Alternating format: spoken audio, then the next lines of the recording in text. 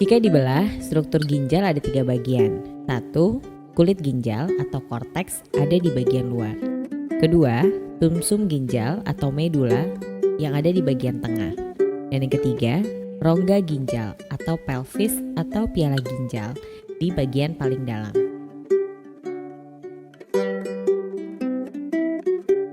Di dalam korteks terdapat penyaring darah atau nefron. Setiap nefron tersusun dari badan Malpighi dan saluran panjang bergulung atau yang biasa disebut dengan tubulus atau tabula. Badan Malpighi tersusun atas glomerulus yang diselubungi kapsula Bowman dan tubulus atau saluran yang terdiri dari tubulus proksimal, letaknya dekat dengan badan Malpighi, dan tubulus distal, letaknya jauh dari badan Malpighi. Kedua tubulus ini dihubungkan oleh lengkung Henle. Proses pembentukan urin. Ginjal berperan menyaring darah yang hasil akhirnya berupa urin. Urin dihasilkan melalui 3 tahapan: filtrasi, reabsorpsi, dan sekresi. Filtrasi terjadi di badan Malpighi.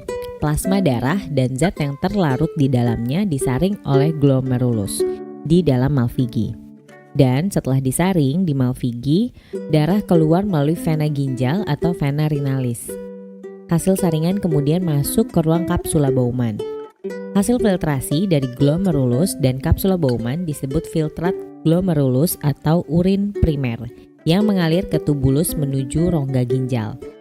Urin primer ini mengandung air, protein, glukosa, asam amino, urea, dan ion anorganik. Glukosa, ion anorganik, dan asam amino masih diperlukan tubuh.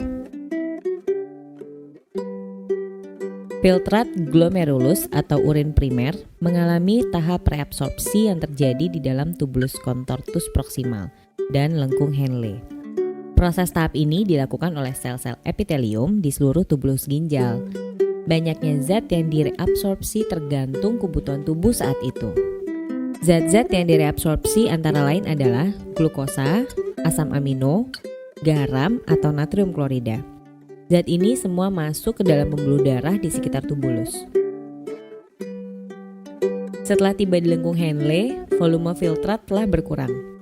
Hasil tahap reabsorpsi ini dinamakan urin sekunder atau filtrat tubulus. Kandungan urin sekunder adalah air, garam, urea, dan pigmen empedu yang berfungsi memberi warna dan bau pada urin.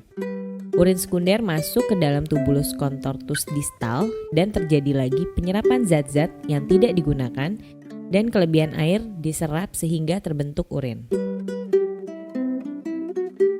Tahap pengeluaran atau augmentasi. Urin sekunder dari tubulus contortus distal akan turun menuju saluran pengumpul atau tubulus collectivus.